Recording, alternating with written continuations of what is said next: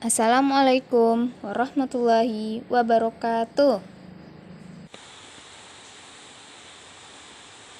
Perkenalkan, nama saya Fopi Dwi Zasria, SPD, peserta Laksar CPNS 2021 PPSDM Regional Bandung, Angkatan 39 Kelompok 2. Di sini saya akan membahas tentang analisis isu efektivitas kinerja individu berdasarkan tupoksi.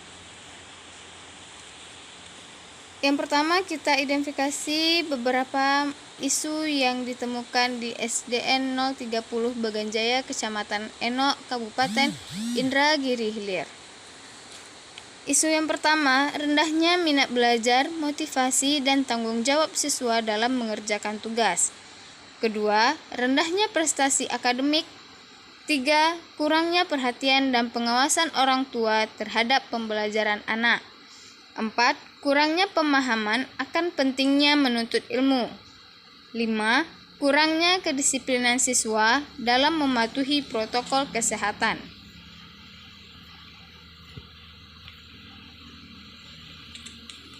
Beberapa isu tersebut kita analisis menggunakan sistem APKL, aktual, problematika, kekhalayakan, dan layak. Setiap isu akan kita beri nilai, dan nilai yang tertinggi akan menjadi prioritas utama kita dalam mencari alternatifnya.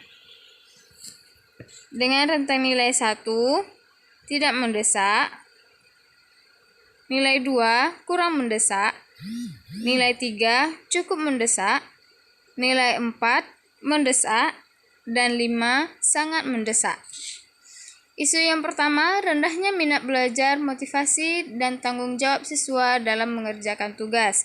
Dengan nilai A, aktualnya 5, artinya sangat mendesak. Nilai P, problematikanya 5, artinya juga sangat mendesak. Nilai K, kekhalayakannya 3, artinya cukup mendesak. Dan nilai L-nya, layak, yaitu 5. Berarti sangat mendesak, dan jumlah nilainya 18. Kemudian isu yang kedua, rendahnya prestasi akademik.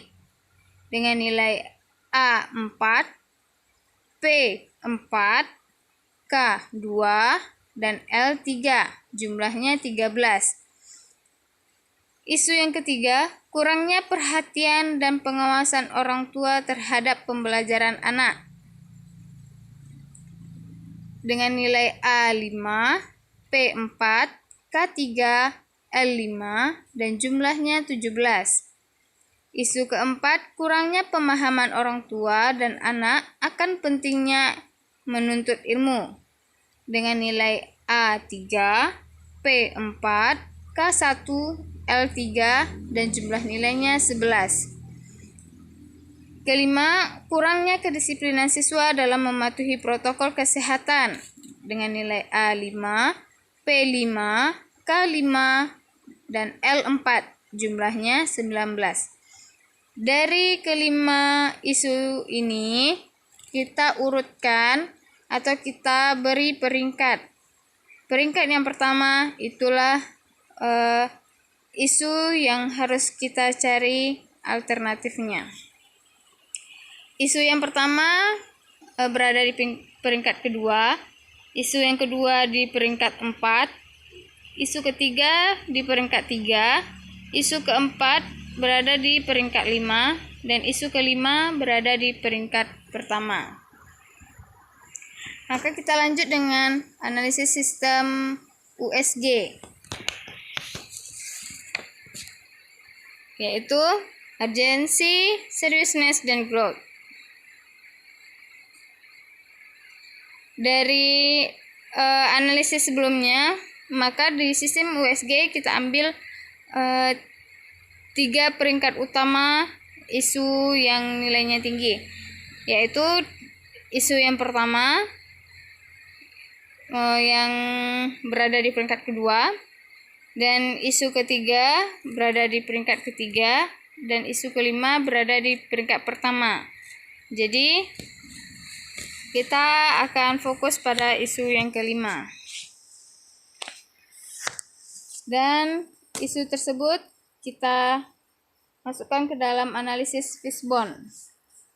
Kurangnya kedisiplinan siswa dalam mematuhi protokol kesehatan. Kita lihat dari beberapa faktornya. Yang pertama dari siswa, sekolah, orang tua, dan peraturan. Di sini ada beberapa penyebab atau akar masalahnya, yaitu dari siswa ada kepeduliannya, kesadaran, dan sifat lupa. Kemudian dari aspek sekolah, permasalahannya di sarana dan guru. Di aspek orang tua ada kepedulian dan peringatan. Di aspek peraturan yaitu ada penerapan dan ketegasan. Kita lanjutkan dengan analisis SWOT. Kita tentukan strength dan weakness-nya itu sebagai dalam internal dari dalam. Kemudian yang dari luar itu ada peluang atau opportunities dan tantangan atau threat. Kita lihat yang pertama kekuatan. Di sini ada 3. Yang pertama kesadaran siswa mengenai adanya COVID-19. Yang kedua, siswa memiliki alat pelindung diri, masker, dan face shield. Yang ketiga, siswa tahu cara melaksanakan protokol kesehatan. Dan kelemahannya, yang pertama, kurangnya pengetahuan siswa tentang cara penularan COVID-19. Kedua, kurangnya kesadaran siswa untuk menggunakan alat pelindung. Yang ketiga, kurangnya rasa peduli terhadap kesehatan orang di sekitar. Faktor dari luar, eksternal, yang kita lihat peluang dulu. 1, semakin lemahnya pertahanan kesehatan terhadap COVID-19. Kedua, semakin cepatnya penyebaran COVID-19 dan pembelajaran daring akan terus berlanjut.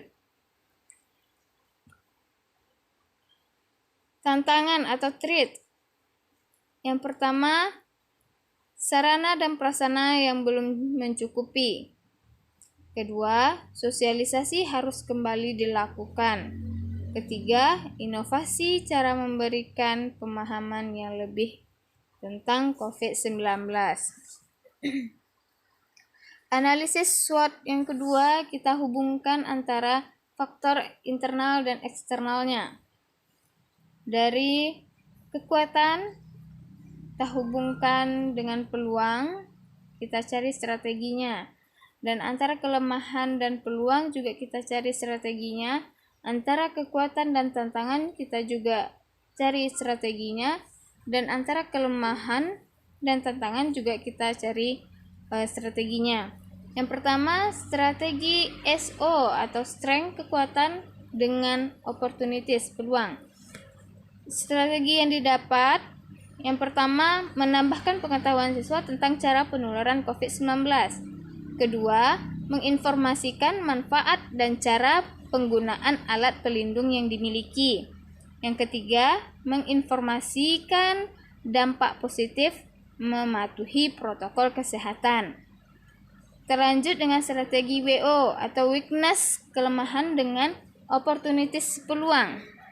Didapat strategi yang pertama, menumbuhkan rasa peduli terhadap kesehatan diri dan orang lain. Yang kedua, menjelaskan pembelajaran daring merupakan dampak dari ketidakdisiplinan dalam melaksanakan protokol kesehatan. Strategi ST, strength, kekuatan, dengan threat atau tantangan. Didapat strategi yang pertama, masing-masing siswa diharapkan dapat menyiapkan dan menggunakan alat pelindung untuk melaksanakan protokol kesehatan. Kedua, siswa ditugaskan mencari informasi lebih luas tentang COVID-19. Dan strategi WT, weakness, kelemahan, dengan threat, tantangan. Didapat strategi, siswa diberikan tugas portofolio selama 1 minggu untuk menumbuhkan sikap saling peduli sesama teman sekelas dengan mengingatkan pelaksanaan protokol kesehatan. Nah, dari analisis itu dapat kita lihat hasilnya. Hasil analisis akar permasalahan yang pertama, kurangnya kepedulian siswa terhadap diri sendiri dan orang lain. Kedua, kurangnya pengetahuan manfaat dari alat pelindung yang dimiliki. Ketiga, kurangnya pengetahuan atau tidak sadar akan dampak dari tidak disiplin melaksanakan protokol kesehatan. Dan rekomendasi strategi yang telah kita analisis tadi, yang pertama, menambahkan pengetahuan siswa tentang cara penularan COVID-19. Yang kedua, menginformasikan manfaat dan cara penggunaan alat pelindung yang dimiliki. Dan yang ketiga, menginformasikan dampak positif mematuhi protokol kesehatan. Oke, itulah hasil analisis kita pada kali ini. Dan semoga bermanfaat bagi kita semua. Terima kasih. Wassalamualaikum warahmatullahi wabarakatuh.